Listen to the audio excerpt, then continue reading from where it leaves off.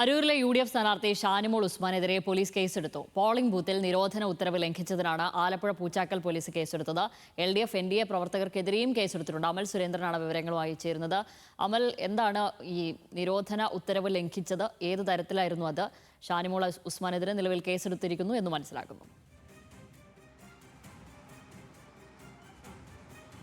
ശ്യാമലി, ഇന്നലെ 6 മണിക്ക് ശേഷമായിരുന്നു പെരുമ്പളം ബൂത്തിന്റെ ഭാഗമായിട്ടുള്ള ഇടത്ത് ഷാനിമോൾ ഉസ്മാൻ എത്തുകയും അകത്തേക്ക് പ്രവേശിപ്പിക്കാതിരുന്ന ഉദ്യോഗസ്ഥർക്ക് എതിരെ അതിൽ കൃത്യമായിട്ടുള്ളൊരു വിശദീകരണം തരണം എന്നാവശ്യപ്പെട്ടുകൊണ്ട് ഷാനിമോൾ ഉസ്മാൻ ഈ ബൂത്തിന് പുറത്തായിട്ട്, അതായത് ഗേറ്റ് അടച്ചിരുന്ന ആ ബൂത്തിന് പുറത്തായി കുത്തിയിരുന്ന് പ്രതിഷേധിക്കുകയും റിട്ടേണിംഗ് ഓഫീസർ തനിക്ക് നേരിട്ട് വിശദീകരണം തരണമെന്നും നടപടിയെടുക്കണമെന്നുമായിരുന്നു ഷാനിമോൾ ഉസ്മാന്റെ ആവശ്യം. ഇതിന്റെ ഭാഗമായിട്ട് ചില ദൃശ്യങ്ങളടക്കം പ്രചരിപ്പിക്കുന്ന ഒരു സാഹചര്യം ഉണ്ടായിരുന്നു. ഏതായാലും ഷാനിമോൾ ഉസ്മാന്റെ ഒരു ആവശ്യം നിയമവിരുദ്ധമായിരുന്നു എന്നും ചട്ടവിരുദ്ധമായിരുന്നു എന്നും കാണിച്ചുകൊണ്ടാണ് ഇപ്പോൾ ഇലക്ഷൻ കമ്മീഷന്റെ നിർദ്ദേശപ്രകാരം ഷാനിമോൾക്ക് എതിരായിട്ട് ഇപ്പോൾ കേസെടുത്തിരിക്കുന്നത്. പൂച്ചാക്കൽ പോലീസാണ് ഇപ്പോൾ ഇവർക്കെതിരായിട്ടുള്ള കേസെടുത്തിരിക്കുന്നത്. LDAയുടെയും അതോടൊപ്പം തന്നെ LDFന്റെയും പ്രതിനിധികൾക്കെതിരെയും കേസ് രജിസ്റ്റർ ചെയ്തിട്ടുണ്ട്. പ്രത്യേകിച്ചും ഈ ചട്ടലംഘനമാണ് ഇതിൽ ഏറ്റവും പ്രധാനപ്പെട്ട കാര്യമെന്ന് പറയുന്നത്.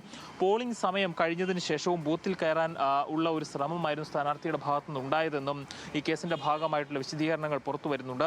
അതായത് ഈ പോളിംഗ് സമയത്തിന് മുൻപ് ഇവിടെ കയറുവാനുള്ളൊരു അനുവാദമൊന്നും ഉണ്ടായി എങ്കിൽ തന്നെയും പോളിംഗ് സമയത്തിന് ശേഷം സ്ഥാനാർത്ഥിക്ക് അവിടെ കയറുവാനുള്ള ഒരു സാഹചര്യമില്ല. 6 മണിക്ക് മുൻപ് ടോക്കൺ കിട്ടിയ ആളുകൾക്ക് മാത്രമാണ് ഈ സ്റ്റേഷനുള്ളിൽ വോട്ട് ചെയ്യാനുള്ള ഒരു സാഹചര്യമുള്ളത്. പക്ഷേ ഷാനിമോളുടെ ആവശ്യം അതിന് മുൻപേ തന്നെ ഉണ്ടായിരുന്നു എന്നാണ് ഷാനിമോൾ ഇന്നലെ പുറത്തു വന്ന ദൃശ്യങ്ങളിലെല്ലാം പറയുന്നത്. അങ്ങനെയാണെങ്കിൽ ഈ കേസ് എങ്ങനെ നിലനിൽക്കുമെന്നാണ് ഷാനിമോളുമായി അടുത്തു നിൽക്കുന്ന വൃത്തങ്ങൾ പറഞ്ഞത്. ഏതായാലും ഇപ്പോൾ ഒരു കേസ് ഉണ്ടായിരിക്കുന്നു. ശ്യാമിലി. അമൽ സുരേന്ദ്രൻ വിവരങ്ങൾ നൽകി.